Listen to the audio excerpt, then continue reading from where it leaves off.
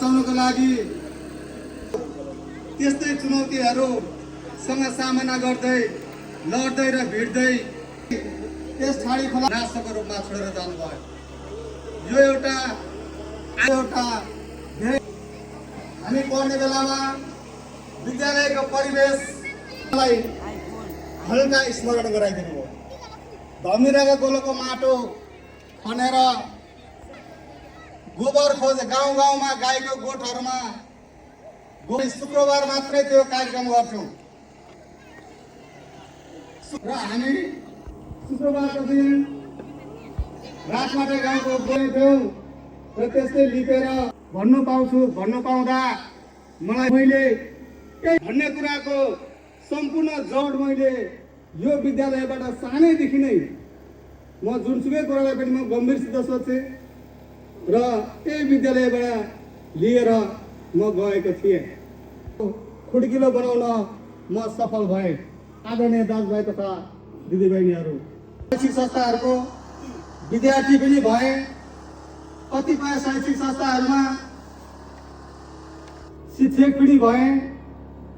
कतिपय शैक्षिक संस्थाहरूमा बोर्डिङमा पनि म शिक्षक भएँ। तर मैले यो विद्यालयलाई मैले भुल्न सकिनँ।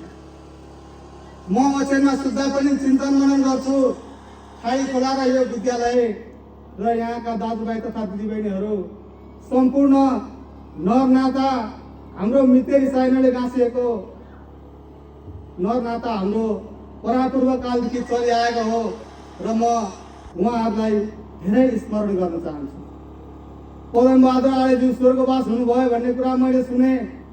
त्यसै गरी काशीनाथ चौरालीज्यू पनि स्वर्गवास हुनुभयो भन्ने कुरो पनि मैले सुने र मलाई धेरै दुःख लाग्यो र दुःखका आँसु झारे मैले त्यहाँ। तर त्यो आँसु मैले यहाँ देखाउन सकिनँ। आदरणीय दाजुभाइ तथा दिदीबहिनीहरू, यो विद्यालयको ज्ञानलाई आधारशील बनाएर मलाई जीवनको सङ्घर्षसँग लडाइँ गर्न धेरै सहज भयो, धेरै सजिलो भयो। सत्य, न्याय र नैतिकता के हो भन्ने कुरा हाम्रो पालामा 5 कक्षादेखि नै नैतिक शिक्षामा उल्लेख हुन्थ्यो र त्यो कुरोलाई मैले कहिले पनि आफ्नो हृदयबाट मैले विचलित गरिनँ कि त्यसैलाई मैले अस्त्र बनाएँ र म अहिले पनि सत्य र निष्ठाको उदाहरण बन्नु सफल भएको छु। यो कुरो हजुरहरूलाई पनि जानकारी छ। म जुन सङ्घ संस्थामा आबद्ध भएर काम गरेँ त्यो सङ्घ संस्थाबाट मेरो निष्ठा र कर्तव्य निष्ठा र इमान्दारिताको मैले त्यो संस्थालाई छोडेर जानुपर्दा गुणगाउँ नगाउने व्यक्ति कमै हुन्छ।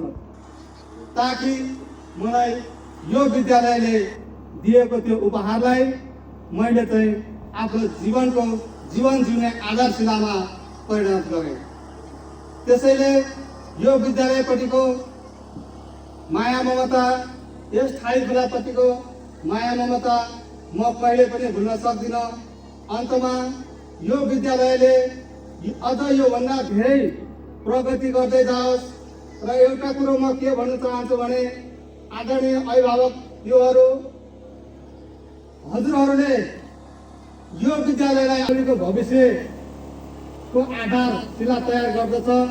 त्यसलाई तपाईँहरूले मूल घर सम्झिनु, व्यवहार देखाउनुहोस् आफ्नो नानी बाबुहरूलाई। र विद्यालय व्यवस्थापन समिति र विद्यालय परिवार बिचको एकता बिना कुनै पनि काम सफल हुन सक्दैन। त्यो विद्यालयले कहिल्यै पनि प्रगति गर्न सक्दैन। र यति भन्दै अन्तिममा यस विद्यालयले 50औं स्वर्ण जयन्ती मनाउन सफल हुनु भएकोमा र हामी सम्पूर्णले एकैसाथ एकै मञ्चमा एकैसाथमा आफ्नो सुख दुःख बिताउँदै व्यतीत गर्दै यस विद्यालयका विषयमा 50औं स्वर्ण जयन्ती मनाउन पाउँदा धेरै खुसी व्यक्त गर्दै म आफ्नो छोटो शब्द अथवा दुई शब्द यही टुङ्गाउन चाहन्छु। हस्त नमस्कार।